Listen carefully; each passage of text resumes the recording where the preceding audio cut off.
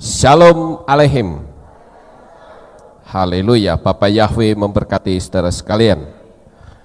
Malam hari ini saya akan mengajak untuk kita bersama-sama merenungkan ayat firman Tuhan yang saya ambil dari kitab Matiyahu atau kitab Matius pasal 19 ayat 23 sampai 24 dan Lukas 18 ayat 24 sampai 25. Kemudian setelah itu kita akan sambung dengan dua ayat lagi, saudara-saudara, yaitu di kitab Yohanan pasal 10 ayatnya yang ke-10.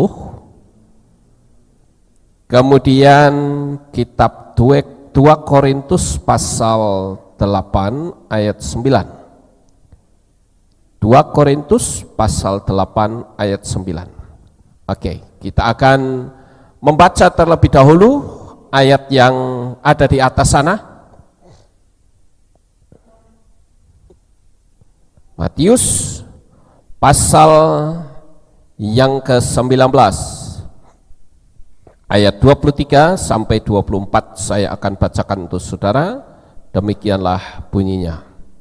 Dan Yesua berkata kepada para muridnya, "Sesungguhnya aku berkata kepadamu, bahwa seorang kaya akan dengan susah payah masuk ke dalam kerajaan Syamayim. Dan lagi aku berkata kepadamu, adalah lebih mudah seekor unta masuk lubang jarum daripada seorang kaya masuk dalam kerajaan Elohim." Kemudian kita akan baca di kitab Lukas, saudara. Lukas 18 ayat 24-25 beginilah bunyinya. Dan setelah melihatnya dengan menjadi sangat sedih, Yesua berkata, "Alangkah sukarnya orang yang mempunyai kekayaan masuk ke dalam kerajaan Elohim. Sebab adalah lebih mudah seekor unta masuk melalui lubang jarum daripada seorang kaya masuk ke dalam kerajaan Elohim." Nah, dari ayat-ayat ini, saudara-saudara, timbullah sebuah pertanyaan. Haruskah kita semua hidup menjadi orang miskin saja supaya kita bisa masuk ke Syamayim? Ini memunculkan pertanyaan seperti itu. Kemudian kalau kita perhatikan ayat ini akan sedikit bertentangan dengan kitab Yohanan pasal 10 ayat 10 dan 2 Korintus 8 ayat 9. Saya bacakan untuk saudara, demikianlah bunyinya. "Pencuri tidak datang kecuali untuk mencuri dan membunuh dan membinasakan. Aku datang supaya mereka memperoleh hidup dan memperolehnya berkelimpahan." Saudara garis bawahi kata berkelimpahan.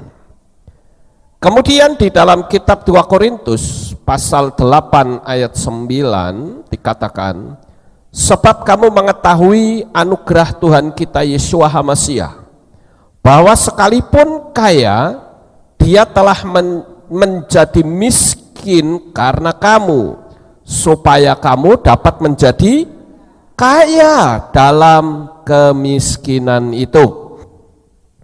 Nah, saudara-saudara, sekali lagi ayat-ayat yang sudah kita baca tadi memunculkan dua pandangan yang saling bertentangan.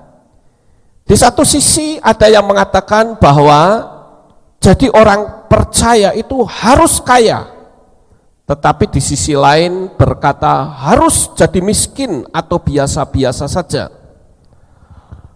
Di dalam kitab suci kita ada banyak ayat-ayat yang nampaknya bertentangan, tetapi sebetulnya tidak ada pertentangan. Kita juga pernah mendengar ada satu teologi yang mengatakan keselamatan tidak bisa hilang, Tetapi ada juga yang berkata keselamatan itu bisa hilang. Lalu mana yang benar? Karena masing-masing memakai ayat dengan memunculkan ayat-ayat pokok. Nah, ini yang justru memunculkan persengketaan antar gereja satu dengan yang lain. Karena akhirnya muncul, oh saya alirannya teologia yang keselamatan tidak bisa hilang. Nanti ada kelompok lagi mengatakan, oh saya kelompok yang mengatakan teologia bahwa keselamatan itu bisa hilang. Tapi saya memang tidak berbicara hal ini malam ini, saudara. Tetapi saya akan berbicara khusus tentang kekayaan dan kemiskinan. Dari kekayaan dan kemiskinan ini muncul dua kubu. Ada kubu yang mengatakan bahwa orang percaya harus kaya. Tetapi ada juga yang mengatakan orang percaya tidak usah kaya. Masing-masing punya ayat sendiri-sendiri. Saya lalu berpikir, saudara, saya merenung bagaimana jalan keluarnya ini, sehingga muncul aliran-aliran gereja. Ada aliran gereja yang menamakan diri aliran kemakmuran, sehingga yang dimunculkan adalah hal-hal yang makmur. Tetapi ada juga gereja-gereja yang anti kemakmuran. Wah, kok jadi pertentangan ya? Padahal kitabnya sama. Masing-masing mengambil ayat sendiri-sendiri. Saya melihat di ayat-ayat ini, saudara-saudara, ketika Yesua berkata tadi ya di dalam kitab Matius dan Lukas, di sana dikatakan, sekali lagi saya baca, dan Yesua berkata kepada para muridnya, sesungguhnya aku berkata kepadamu bahwa seorang kaya akan dengan susah payah masuk ke dalam kerajaan Syamayim atau kerajaan surga.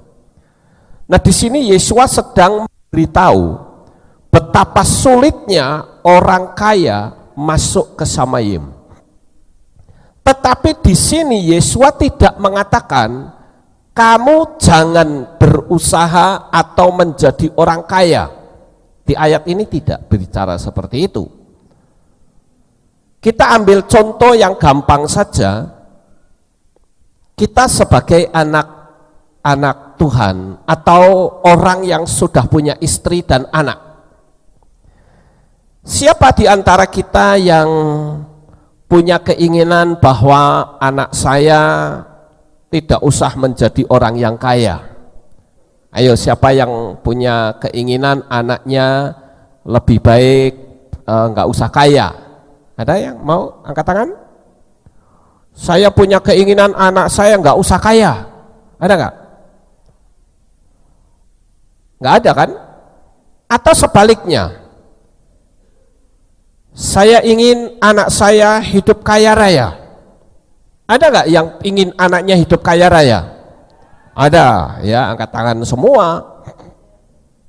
Nah, saudara-saudara yang terkasih, saya akan memberikan hal ini sebuah solusi jalan tengah agar dua kubu itu bisa memahami. Karena kalau kita hanya mengambil satu kelompok ayat saja, maka kita akan mengesampingkan ayat yang lain. Nah, demikian juga dengan kita mengambil ayat yang lain tetapi mengesampingkan ayat yang satunya. Tidak bisa seperti itu. Kita harus ada di jalan tengah. Apa sih maksud Tuhan berbicara hal ini, saudara? Kenapa ayat ini seolah-olah bertentangan? Apakah Yesua itu anti dengan orang kaya? Nah, di sini saya akan sedikit memberikan penjelasan. Saya berharap saudara bisa dengarkan ini dengan baik sampai selesai. Saya akan sampaikan perlahan-lahan, saudara. Saudara yang terkasih, sebetulnya apa yang diucapkan Yesua di dalam kitab Matius dan Lukas tadi itu adalah peringatan agar kalau saudara menjadi kaya, jangan sampai merusak pekerjaan Tuhan. Ada loh orang yang kaya malah merusak pekerjaan Tuhan. Ya, jangan sampai saudara berpikir bahwa orang kaya itu tidak bisa merusak pekerjaan Tuhan. Oh, bisa sekali. Tapi sebaliknya, orang miskin merusak pekerjaan Tuhan juga bisa. Nah, saya akan soroti hal ini terlebih dahulu, saudara-saudara, tentang kenapa kita harus mengambil dua sisi, bukan satu sisi. Ya, ini ada satu gambaran sebuah gereja yang mungkin berbicara tentang teologi kemakmuran. Ya, ini bicara tentang duit. Saudara yang terkasih, saya katakan bahwa orang menjadi kaya itu tidak salah. Tetapi orang yang hidup pelayanannya tidak di antara orang kaya juga tidak boleh memegahkan diri dan menghakimi. Sekali lagi, saya sering kali ketemu dengan pendeta-pendeta yang pelayanannya itu hebat di desa-desa. Saya jujur, saya kagum kalau mendengar cerita mereka. Dengan segala keterbatasannya, mereka gigih dalam pelayanan. Tetapi di sisi lain, dia juga sebagai manusia yang butuh akan materi. Di sisi lain, dia bercerita bagaimana hebatnya saya dalam dunia yang serba minus. Tetapi sayang sekali di ujung-ujungnya, dia menghakimi gembala-gembala yang hidupnya berlimpah. Disinilah Tuhan itu menyoroti sikap hati manusia, di mana kita seharusnya menempatkan sikap hati kita pada posisi seperti apapun. Kalau saudara memang mendapatkan anugerah, kemurahan, hidup di dalam kekayaan, saudara tidak boleh egois. Tetapi sebaliknya, orang yang mungkin tidak mendapatkan karunia hidup berlimpah juga tidak boleh merasa hebat dan sombong, tetapi ujung-ujungnya menghakimi orang yang kaya.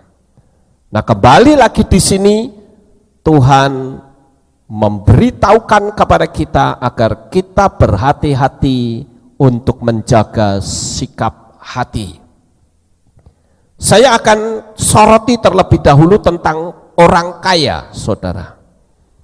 Karena orang kaya itu bisa merusak pekerjaan Tuhan. Yang pertama adalah kebanyakan orang kaya itu merasa hebat, sehingga pekerjaan rohani juga diatur oleh orang kaya, bahkan khotbahnya juga diatur. Kalau berani menyinggung perasaan saya, ingat, saya di sini majelis. Jadi Anda jangan macam-macam kalau sudah berbicara, nanti saya bisa pindahkan Anda di tempat lain. Nah, ini orang kaya, saudara. Tetapi juga ada orang kaya yang rendah hati, juga ada. Oleh karena itu saya menyoroti kenapa Yeshua mengatakan orang kaya itu sulit masuk kerajaan Syamayim. Karena dia merasa duitnya banyak, bila perlu gembala juga bisa dibeli. Bila perlu gembala juga bisa diperlakukan semena-mena. Nah, saudaraku yang terkasih, disinilah sebetulnya yang Yeshua sedang ajarkan kepada kita. Kemudian yang berikutnya, di mana-mana gembala jemaat itu selalu bermasalah dengan orang kaya. Kalau tidak gembalanya yang diusir, ya orang kayanya yang pergi karena dia merasa hebat kekayaannya. Jadi masalah kekayaan, masalah harta ini jadi masalah di semua agama di atas muka bumi ini, saudara. Bahkan di bidang politik pun kekayaan ini menjadi sesuatu yang dominan. Oleh karena itu Tuhan memberitahu kepada kita agar kita menjaga hati kita menghadapi dua sisi ini. Apakah sisi kekayaan atau sisi kemiskinan? Ini yang harus disikapi dengan baik. Karena kalau tidak akan sangat berbahaya. Bisa-bisa kita binasa karena kita kaya, tetapi kita juga binasa karena kita miskin. Satu contoh yang lain, saudara-saudara. Yang kedua, orang kaya itu kadang gelap mata dan tidak lagi peduli dengan pekerjaan Tuhan yang juga membutuhkan materi. Nah, kadangkala kekayaan gembala ini dipermasalahkan. Tapi kenapa kalau gembalanya miskin kok tidak diusut? Lalu gembala itu diberkati. Memang kita melihat ada beberapa gembala yang terlalu over. Nah, ini yang sebetulnya tidak boleh, saudara. Pengin punya pesawat jet misalnya, itu kan terlalu over. Lambok daripada pingin punya pesawat jet, nah, kalau mau pergi-pergi naik kelas bisnis kan lebih enak toh, daripada harus beli sendiri. Itu kan sebetulnya bukan untuk sesuatu yang baik bagi pekerjaan Tuhan, tapi hanya untuk prestise, untuk kesombongan. Ini loh, saya punya pesawat jet. Nah, ini yang tidak boleh menurut Tuhan, saudara. Misalnya saya punya duit yang banyak ini, ya, saya tidak mungkin membeli pesawat jet, nggak mungkin, karena itu sangat tidak efektif bagi saya. Saya harus membayar parkir pesawat jetnya di airport. Saudara pikir pesawat jet yang ditaruh di airport itu tidak membayar per hari? Mahal itu bayarnya. Orang mobil saja ditaruh di pinggir jalan aja kena parkir, apalagi di airport. Belum lagi biaya operasionalnya, belum lagi membiayai pilot. Untuk apa pesawat jet?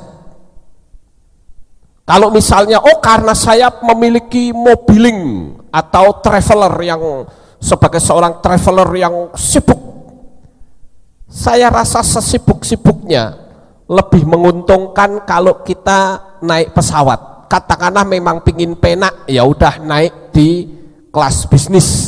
Itu jauh lebih ringan dibanding kita harus membeli pesawat sendiri.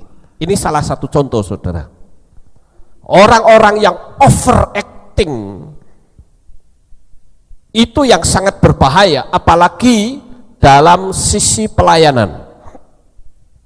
Satu hal yang cukup mengerikan ketika saya membaca satu berita bahwa di sini ada seorang pendeta yang dilaporkan menggelapkan dana 4,7 T. Gonjang-ganjing pengelolaan uang jemaat gereja sudah ramai sejak akhir 2007. Diusulkan keuangan gereja diaudit akuntan publik independen yang ditunjuk jemaah. Ini sangat mengerikan, saudara. Masa pekerjaan Tuhan yang muncul keluar bicara keributan masalah materi. Nah, ini yang harus kita antisipasi agar jangan sampai pekerjaan Tuhan tercemar hanya karena masalah materi. Kemudian kita melihat, saudara, adakah gembala sidang yang mengusut kekayaan jemaat atau orang kaya ini tidak peduli dengan efek laporannya? Inilah yang dimaksud dengan ucapan Yesua tadi. Kalau saya nih jadi jemaat, Saya tidak peduli pendeta itu mau kaya, pokoknya you kasih makan kerohanian saya cukup. Jadi di sini kita harus bisa melihat, kita harus tetap menjaga hati agar jangan sampai saling menghakimi. Gembala menghakimi jemaat, jemaat menghakimi gembala. Di sini berita-berita ini ada di harian sekuler, saudara.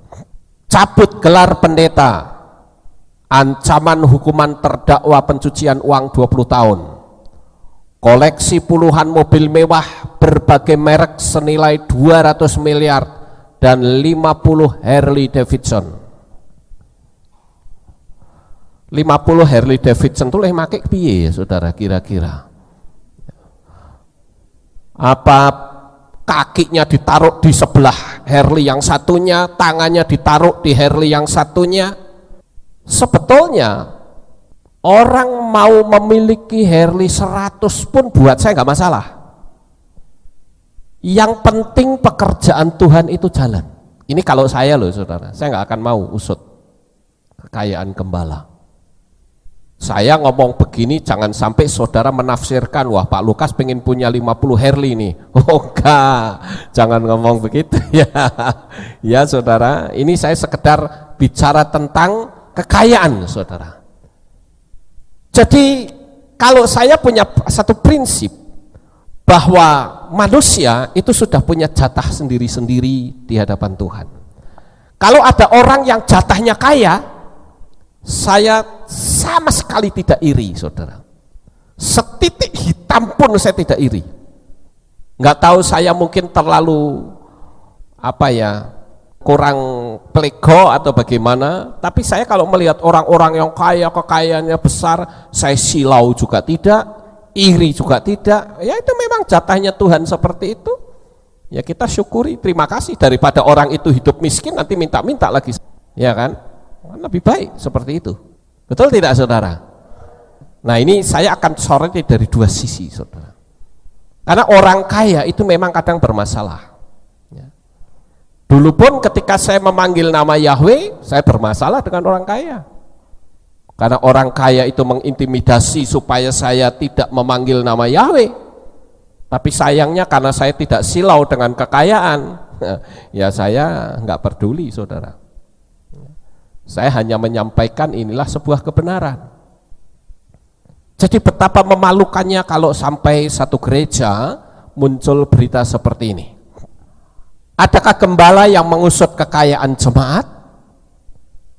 Saya rasa kok belum pernah ya saya melihat ada gembala yang mengusut kekayaan jemaat. Kalau sampai ada gembala yang mengusut kekayaan jemaat, saya bilang itu keji banget saudara. Karena itu hak privasi seseorang. Sekali lagi justru saya berdoa supaya jemaat Kehilat Alef Tau itu jemaat yang kaya raya. Bukan cuman kaya tok loh saudara, kaya raya. Cuman ya hati saudara jangan berubah sama Tuhan. Itu yang saya pesan cuman itu saja. Jangan berubah. Jangan sampai nanti karena kekayaan jadi ngacuk kemana-mana, tidak. Nah ini yang sangat berbahaya saudara-saudara. Kita lihat yang berikutnya. Itu sebabnya saya memberitahu kepada jemaat, saya bersyukur jemaat Alef Tau adalah jemaat yang sangat baik. Saya belum pernah orang tanya sama saya, Pak Lukas kekayaannya kok besar? Itu dapat dari mana? Dulu memang pernah ada sih dulu. Tapi dulu sudah waktu saya belum memanggil nama Yahweh ya. Ketika saya bikin pastori, orang mengusut, wah dari mana nih Pak Lukas kok bisa punya kekayaan yang sedemikian besar? Padahal saya tidak ambil uang gereja 1 rupiah pun ya. Dan saya akhirnya terbuka dengan mereka dari mana saya membangun pastori. Saya preteli semua kekayaan yang istri saya punya, kalung, giwang, gelang, jual, saya bilang. Kita harus jadi contoh kepada jemaat. Nah itu satu contoh supaya saya bisa meneladani untuk kita berani berkorban bagi pekerjaan Tuhan. Nah itu sebabnya saya sering mengatakan ya, jika ada gerakan seperti ini, di mana orang-orang kaya itu? Siapa yang memikirkan keselamatan jemaat? Kalau ada keributan seperti ini. Ya. Dulu pernah ada isu, tapi ya, ketika sedang rame-ramenya akan ada demo besar-besaran, ada yang memberitahu bahwa nanti Pak Lukas akan diminta alamat-alamat jemaat, nantinya akan mendapat aniaya kalau jemaat itu tidak diberitahu, kalau orang itu tidak diberitahu alamat jemaat, karena nanti ya, jemaat yang Kristen ini akan mengalami aniaya besar katanya. Saya sih jawabnya gampang saja, ini dulu tapi ya. Saya jawabnya gampang, langkai dulu deh mayat saya. Ya. Kalau saya gampang, karena saya orangnya dari dulu nggak pernah takut dengan ancaman, saudara, dari dulu. Ya, sekalipun karakter saya itu buruk dalam soal ini, tetapi ternyata Tuhan pakai. Karena dengan melalui keberanian seperti inilah, saya bisa memberitakan nama Yahweh untuk pertama kali secara institusi gereja dengan terbuka. Jadi kadangkala orang tidak pernah berpikir bahwa ketika terjadi keributan seperti ini, itu yang dipikir di gembala itu adalah kemana dan bagaimana nasib jemaat yang ada. Karena saya punya prinsip, orang macam-macam, saya menjadi pelindung di sini secara hukum spiritual. Ya. Sampai dulu pernah saya memberitahu kepada anak-anak kantor, itu dulu saya bilang, coba semua file alamat-alamat jemaat kasih saya. Tidak boleh ada file yang tersisa di sini. Saya simpan sendiri, saudara. Jadi kalau ada orang yang macam-macam buka file di gereja, misalnya, nggak akan ketemu. Karena bagaimanapun saya sebagai pelindung bagi jemaat. Saya supir, saya harus nyupir yang benar supaya bisnya nggak kecebur jurang. Kira-kira begitu, saudara. Ketika gereja dibakar oleh massa, pendeta dihukum penjara, lalu di manakah jemaat itu? Nah inilah yang perlu saya beritahu agar baik gembala maupun jemaat tidak saling mengusut harta, agar kita hidup berkenan di hadapan Tuhan. Amin. Sekarang saya akan lihat dari sisi gembala, saudara. Gembala kalau dia diusut, akhirnya gembala ini terintimidasi, takut bicara masalah uang, agar kelihatan rohani, tidak berani berkata tentang persepuluhan, ya, atau persembahan lain. Kalau saudara melihat di dalam Lukas 21 ayat 1 sampai 4, di situ ada seorang perempuan janda yang memasukkan persembahan dan Yesua melihat di situ. Saya sering melihat ada pendeta-pendeta, gembala sidang yang takut bicara perpuluhan. Saya pernah mendapatkan cerita dari salah seorang di satu sinode, saudara-saudara. Begitu mulai bicara perpuluhan, pendeta ini protes. Wow, hidup saya setengah mati kok harus bayar, harus mengembalikan perpuluhan. Ya saya cuman hanya dalam hati berkata, ya itulah Kenapa kamu hidupnya sengsara? Karena kamu tidak pernah mengembalikan perpuluhan. Karena ini bicara alam supranatural, itu kita hutang pada alam semesta.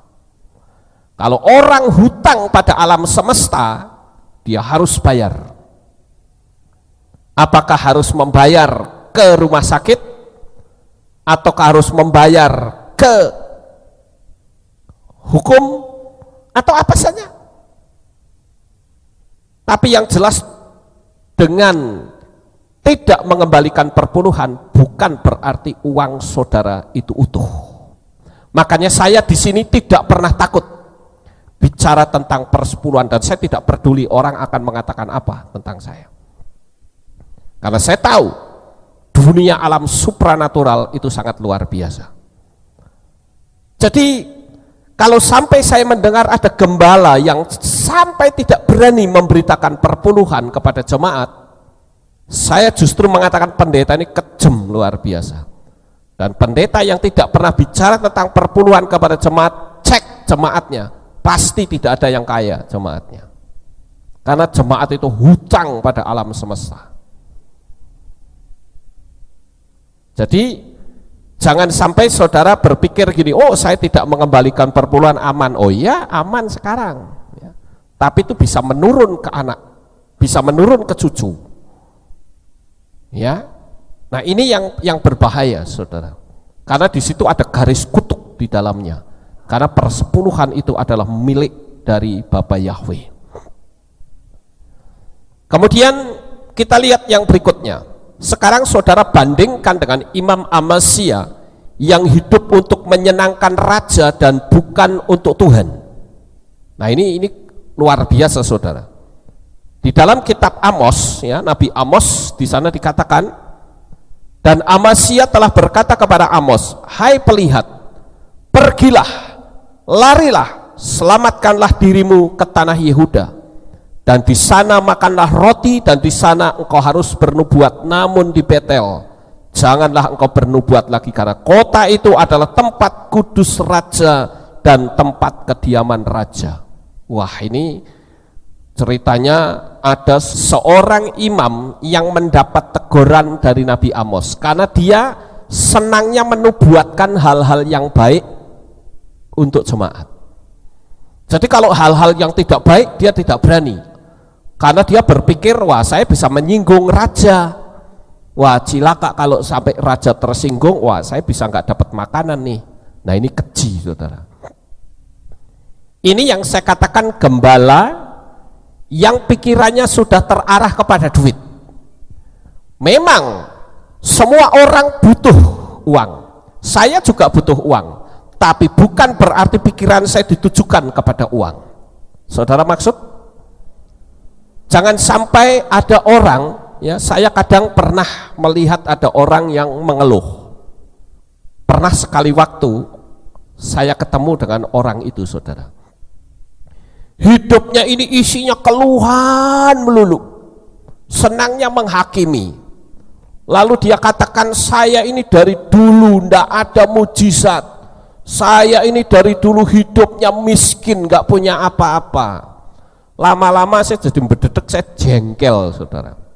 Saya bilang begini, kamu nggak punya apa-apa? Oke, saya mau tanya sama kamu sebuah ilustrasi, tapi anggap ini sebuah kebenaran. Misalnya tangan kamu dipotong, lalu kamu dibayar 1 miliar, mau nggak? Ya nggak mau dong. Mosok tangan saya cuma dihargai 1 miliar. Nah itu harusnya kamu mau dihargai berapa? Tangan kamu ya nggak ternilai lah. Wow, berarti tangan kamu mahal juga ya. Lawang kamu masih punya tangan yang harganya mahal kok mengatakan kamu nggak punya berkat. Kan jahat itu di mata Tuhan saudara. Lalu orang tanya, saya tanya lagi, kalau mata kamu diambil lalu dihargai 10 M, mau nggak? Mata kamu diambil dua-dua, dikasihkan ke orang, kamu dibayar 10 M, mau? Tidak. Lah terus mata kamu mau dikasih harga berapa? Oh ya tidak ternilai. Lah tadi tanganmu tidak ternilai, matamu tidak ternilai. Kalau dihitung dua jenis organ tubuhmu sudah nilainya berapa? Kok kamu bilang tidak punya berkat? Kan jengkel ke saudara. Betul tak? Ini orang yang tidak pernah berterima kasih. Kita bisa bernafas, itu saja kita harus mensyukuri. Kita harus berterima kasih kepada Bapa Yahweh. Kenapa? Karena kita bisa bernafas. Coba saudara lihat di rumah sakit sana, orang mau bernafas saja bayar kok, ya. Yang berikutnya, yang ketiga saudara, orang kaya tidak masuk surga atau syamayim. Kenapa? Karena bukan kekayaan itu sendiri sebetulnya tidak salah, ya. Tetapi kekayaan itu bisa dijadikan sebagai berkat Tuhan, itu bisa. Tetapi karena sikap yang sombong dan tidak peduli dengan penderitaan orang, tidak menyadari kalau semua itu hanyalah titipan Tuhan, itu yang berbahaya. Coba saudara lihat ini, truk ini. Truk ini ada tulisannya apa? Titipan Tuhan. Artinya orang itu disadarkan bahwa kalau aku punya banyak harta, banyak kekayaan, atau banyak hikmat, itu sebetulnya adalah titipan dari Tuhan. Jadi kita sebagai orang-orang yang hidup di dalam dunia ini harus kita melihat siapa diri kita. Kalau saudara membaca di dalam Lukas 12, ya coba kita lihat saudara-saudara di Lukas pasal 12 ayat yang ke-16 sampai ayat yang ke-21. Lukas 12 ayat 16 sampai 21. Begini bunyinya. Dan dia mengatakan sebuah perumpamaan kepada mereka sambil berkata, ladang seorang kaya menghasilkan tuaian yang berlimpah, dan dia berpikir dalam dirinya sambil berkata, aku harus melakukan apa, karena aku tidak mempunyai tempat yang dapat aku timbuni hasil tuaianku. Dan dia berkata, inilah yang aku lakukan, aku akan membongkar lumbung-lumbungku, dan aku akan membangun yang lebih besar, lalu aku akan menimbun di sana semua hasil tuaianku dan barang-barang milikku yang baik. Dan aku akan berkata kepada jiwaku, hai jiwaku, engkau memiliki banyak barang dan yang baik yang tertimbun untuk bertahun-tahun. Beristirahatlah, makanlah, minumlah, bersenang-senanglah. Namun Elohim berkata kepadanya, hai orang bodoh, pada malam ini mereka menuntut jiwamu daripadamu, dan akan menjadi milik siapakah apa yang telah engkau persiapkan. Demikianlah jadinya orang yang mengumpulkan harta bagi dirinya sendiri, tetapi tidak menjadi kaya di hadapan Elohim. Jadi ini yang salah saudara. Orang kaya tidak berkenan di hadapan Tuhan itu karena begini nih. Harusnya kita berkata apa? Tuhan, jadikanlah aku saluran berkat. Tahu saluran saudara? Saluran itu kan kalau ada saluran air kan berarti airnya mengalir ya lewat saluran itu. Nah kalau saluran berkat yang mengalir apa? Berkat. Jadi sekali lagi, yang Yesua soroti adalah sikap hati manusia. Kenapa Yesua melarang manusia hidup kaya?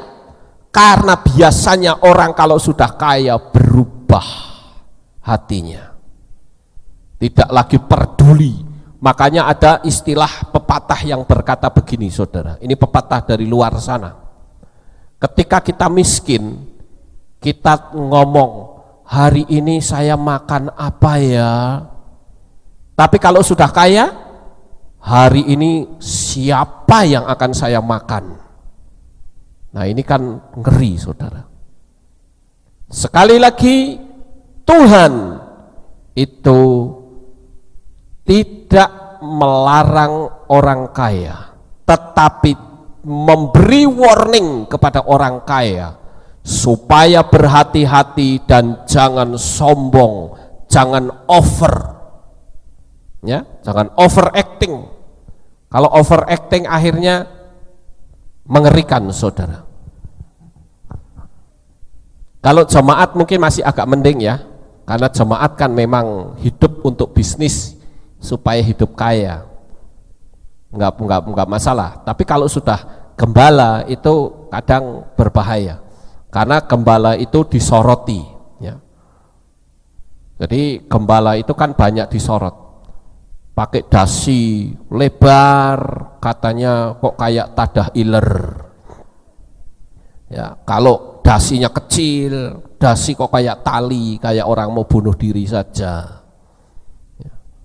Kalau gembala itu kurus, katanya kok ini gembala kok kurang doa puasa, jadi hidupnya kurang diberkati. Tapi kalau yang pendetanya atau gembalanya gemuk, orang juga menghakimi lagi, ini gembala kok tambun amat ya. Jadi namanya public figure itu selalu menjadi sorotan saudara. Makanya Yesua juga disorot. Jadi orang yang tidak mau disorot ya jangan jadi public figure. Apalagi kalau sudah menyangkut masalah keuangan, wah itu miris saudara. Dan orang memang layak untuk menyorot. Karena kalau misalkan hidupnya itu berlimpah-limpah tanpa dia peduli dan melayani dengan baik, ya jangan salahkan jemaat kalau dia menyorot gembalanya. Amin. Ya. Jadi kita harus bisa menempatkan. Kalau saya pribadi sih saya nggak peduli ya. Orang mau seperti apa, buat saya nggak masalah. Karena orang punya hak. Kemudian yang berikutnya, yang keempat saudara. Orang kaya biasanya suka sensasi, tetapi banyak yang keluar jalur. Kawin lagi, main judi, dugem, dan lain-lain. Ya. Seringkali kita melihat ada orang-orang kaya, dulu pernah terjadi, pagi-pagi saya didatangi oleh seorang polisi, saudara-saudara. Lalu polisi ini menunjukkan KTP, karena KTP-nya tertulis Kristen. Dia ketemu saya dan berkata, maaf Pak, saya mau ketemu dengan Pak Gembala di gereja ini ada. Oh saya sendiri Pak, ada apa ya? Apakah Bapak kenal dengan jemaat yang tertera di KTP ini? Enggak tuh. Saya rasa bukan jemaat kami di sini Pak. Ada apa kalau saya boleh tahu? Dia berkata ini jemaat ini mati di tempat pelacuran. Ya. Waduh, saya nggak tahu ya Pak, itu jemaat gereja mana. Tapi kalau di KTP ini itu bukan jemaat gereja ini, saya bilang gitu. Kalau boleh tahu di tempat pelacuran mana? Oh itu di Bandungan katanya. Nah ini saudara-saudara, karena orang ini merasa dia kaya sehingga dia bisa berbuat semau-maunya sendiri. Kemudian yang kelima, orang kaya itu jika tersinggung biasanya akan memakai kekuatan uangnya untuk menghancurkan. Jangan macam-macam kamu sama saya ya. Kalau macam-macam saya panggilkan preman. Wah udah ketakutan orang saudara. Memang kekayaan materi ini berbahaya. Kenapa kadangkala orang miskin dalam pengadilan itu lebih banyak kalahnya daripada menangnya. Ada orang yang korupsi sampai ratusan miliar, paling-paling penjara ya 4-5 tahun lah. Belum lagi nanti diremisi, tinggal berapa bulan saja. keluarnya pun nggak tahu, tahu-tahu sudah keluar. Atau kalau di dalam penjara, wah itu tempatnya ruangannya lux ya, ada AC-nya, ya kayak hotel lah saudara. Ini kekuatan uang ini memang luar biasa. Makanya Tuhan katakan bahwa uang ini adalah mamon, ya, yang bisa menghancurkan manusia. Dan Yesua justru mengajarkan kepada kita untuk kita bersahabat dengan mamon untuk mencari jiwa, supaya semakin banyak jiwa-jiwa yang dimenangkan. Ya. Kita lihat yang berikutnya, saudara-saudara. Persiapkan hati saudara agar setelah menjadi orang yang kaya raya, menjadi tidak sombong, tetapi setia kepada Tuhan, dan jangan mudah menghina orang miskin, lebih baik dibantu saja. Amin. Saudara siap untuk memiliki kemurahan hati? Jadilah engkau kaya. Karena itu doa saya, saudara. Karena kalau saudara kaya, saudara bisa menolong orang lain. Kalau saudara tidak kaya, orang nggak akan tertarik. Ya. Jangan sampai kita mengambil dua sisi yang berbeda. Ada yang pro orang kaya, ada yang pro orang miskin. Tapi saya katakan kita harus menempatkan diri pada posisi yang di tengah, yaitu menjaga sikap hati kita di hadapan Tuhan, supaya kehidupan kita berkenan di hadapan Tuhan. Ada orang yang nanya, ini dulu saudara ya, makanya saya pakai nama sinode dulu. Ada orang yang nanya begini, kalau di Gain itu Pak Lukas dipanggil rabi atau pendeta, betapa bangga dan merasa terhormatnya kalau ada embel-embelnya pendeta atau rabi. Saya mah nggak suka dipanggil-panggil macam begitu, saudara. Saya lebih suka dipanggil dengan konsep keluarga. Mau dipanggil Koh Lukas boleh, ya. Mau dipanggil Nak Lukas boleh. Dipanggil Lukas saja juga nggak apa-apa, ya. Dipanggil Dek Lukas juga nggak apa-apa. Ada juga yang panggil saya Ko Lukas, ada yang panggil Papi, nggak masalah. Tapi dua ini, yaitu pendeta dan rabi, saya pikir nggak usah, ya. Karena akan membuat kita itu punya jurang pemisah, punya gap, punya jarak. Saya tidak suka jemaat di sini ada yang panggil Pak Pendeta Lukas. Wah, itu pasti orang luar. Ya, kalau jemaat di sini nggak ada satupun, karena saya nggak suka dipanggil dengan panggilan itu, saudara. Apalagi kalau sudah pakai model-model begini, wah kayaknya berwibawa banget ya. Pakai stola, atau mungkin pakai talit. Saya pakai talit hanya dalam ibadah. Saya kalau pergi ke pasar atau pergi ke shopping mall, saya tidak mungkin pakai seperti ini. Ya. Saya lebih suka apa adanya. Saya pakai talit, pakai kifa, karena saya menghormati bahwa ini tempat kudus. Ya. Jadi lebih baik kita menganut satu faham kekeluargaan, itu lebih nyaman, saudara. Yang berikutnya, mulai sekarang banyak-banyaklah bersyukur atas apa yang Tuhan sudah berikan. Apakah saudara mendapatkan kesehatan? Apakah saudara mendapatkan materi? Ataukah saudara mendapatkan penjagaan dan pemeliharaan Tuhan? Keluarga, istri, suami, atau anak? Itu saja yang saudara syukuri. Tidak ada sih yang bisa kita sombongkan. Apa sih manusia yang bisa disombongkan, saudara? Enggak ada. Misalnya orang pandai mengalami stroke, gimana saudara? Paling juga duduk di kursi roda sambil ngiler. Iya toh? Jadi enggak ada yang bisa disombongkan. Yang terpenting sekarang, tempatkan posisi hati kita di tempat yang benar. Apakah engkau hidup kaya atau engkau hidup biasa-biasa saja, tempatkan hatimu dengan baik di hadapan Tuhan. Amin. Ya. Kita lihat yang berikutnya, saudara. Haruskah kita menjadi takut untuk menjadi orang kaya?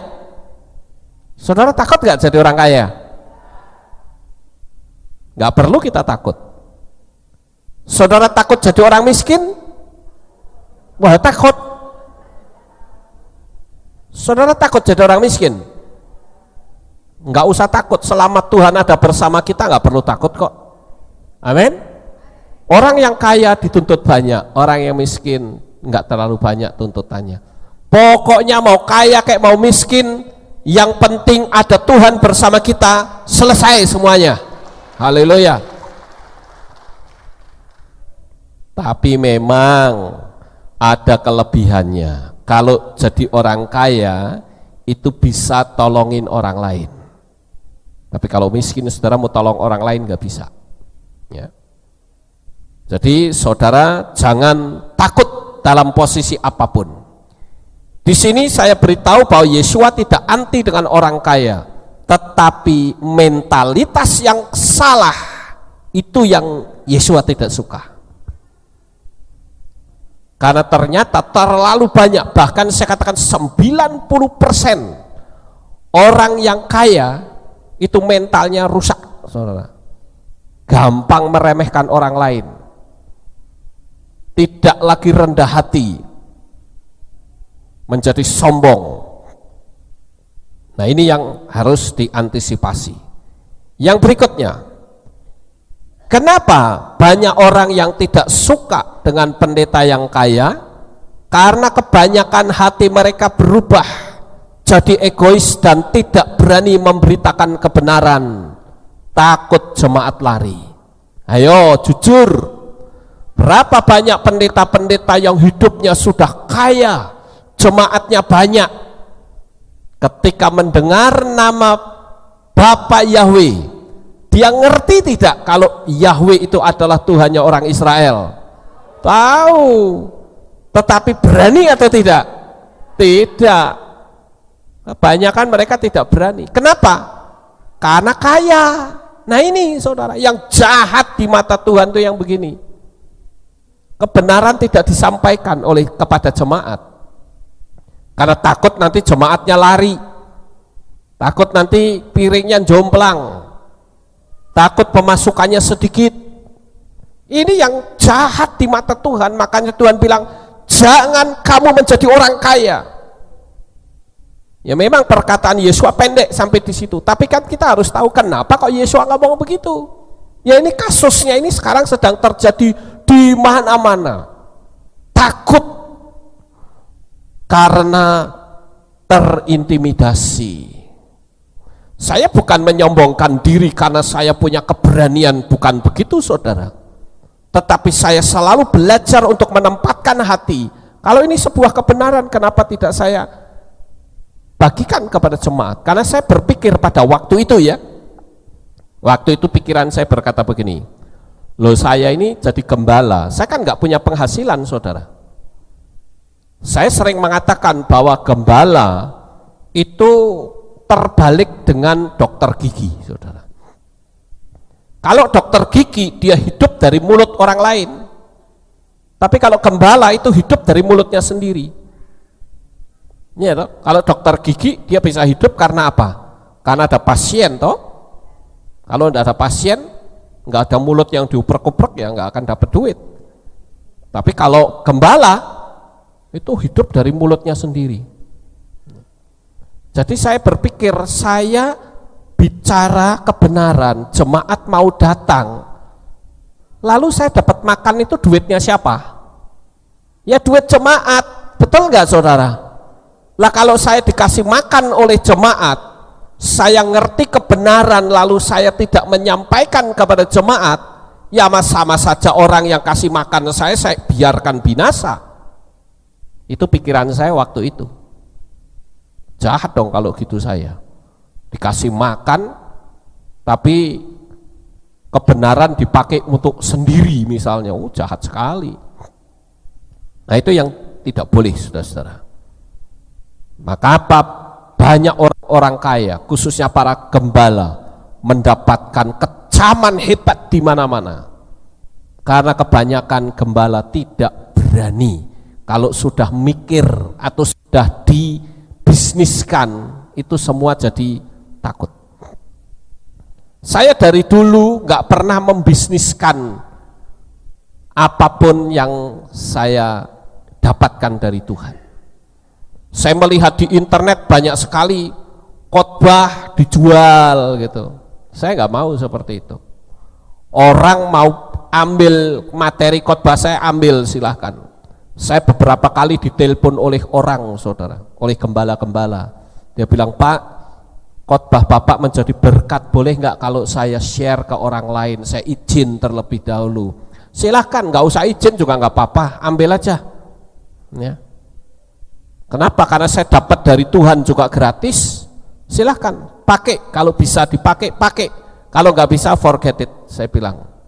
Ya. Jadi nggak perlu saya komersilkan.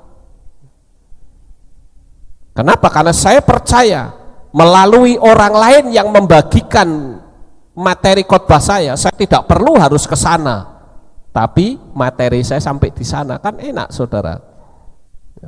Tidak perlu materi harus di password, tidak boleh orang lain buka. Saya bebas, materi saya di YouTube sudah berapa ratus. Orang mau ambil silahkan, bebas, tanpa bayar, saudara. Kemudian yang berikutnya, saudara, siapapun boleh kaya asal tidak boleh overacting dan berhati serakah. Sekali lagi, inilah yang dilarang oleh Tuhan. Ya, tadi saya sudah singgung di depan, kalau punya kekayaan nggak perlu beli pesawat jet. Ngapain beli pesawat jet? Ya, pemeliharaannya terlalu besar, biaya operasionalnya. Lebih baik kalau memang saudara pengen hidup nyaman, pergi saja ke naik pesawat yang kelas bisnis, kan sama saja, saudara. Tapi kalau motivasinya sudah prestise, motivasinya sudah ini loh aku, wah itu sudah nggak cocok. Ya. Kita lanjut. Sekarang kita masuk ke kesimpulan. Kesimpulan yang pertama adalah kekayaan itu tidak dilarang Tuhan. Ya, sekali lagi, kekayaan tidak dilarang Tuhan. Yang dilarang itu adalah sikap hati yang berubah karena kekayaan. Saudara paham ini? Ya, jadi kita harus tahu Tuhan tidak pernah melarang orang jadi kaya. Tetapi yang Tuhan larang, jangan kamu kaya, itu karena sikap hati yang bisa berubah. Kemudian yang kedua, gembala juga tidak boleh miskin, karena kemiskinan akan membuat gembala berotak bisnis atau menghakimi orang dengan kata-kata yang egois. Nah, ini tidak boleh, saudara. Coba sekarang saudara bayangkan, misalnya ini rumah saya, saudara. Misal loh ini, saya nggak ngimani, saudara. Misalnya ini rumah saya, saudara akan ngomong apa? Wih, gembala kita ini hebat loh ya. Gembala kita ini orangnya luar biasa. Saking cintanya kepada jemaat, dia sampai nggak mikirin diri sendiri. Rumahnya pun nggak diurus. Dia memang orang hebat. Saudara kan berkata begitu? Saudara bangga dengan saya dengan rumah yang seperti ini? Oh, ini ada anjing berantem aja ambruk rumahnya, saudara. Ya. Coba aja di sini ada anjing berantem, tabrak sana tabrak sini, bisa ambruk rumahnya. Atau mungkin gembala sidang atau orang berkata sebaliknya, gembala sidangnya tidak punya iman, ya, nggak punya iman, kurang doa, jadinya hidupnya nggak diberkati Tuhan, kan repot, saudara. Bisa nggak saudara membayangkan saya punya rumah kayak begini? Bisa nggak?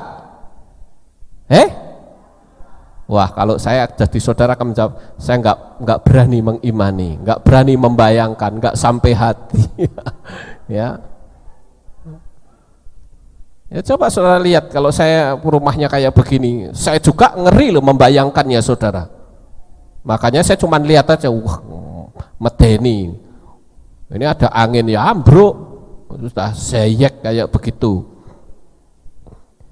Kira-kira jemaat yang digembalakannya bisa kaya nggak kira-kira? Ini loh, coba saudara renungkan. Kalau gembalanya rumahnya kayak begini, kira-kira jemaatnya bisa kaya apa enggak? Enggak mungkin bisa kaya, saudara. Tapi kalau rumah gembalanya reot, gimana? Jika jemaatnya kaya, berarti jemaat itu egois.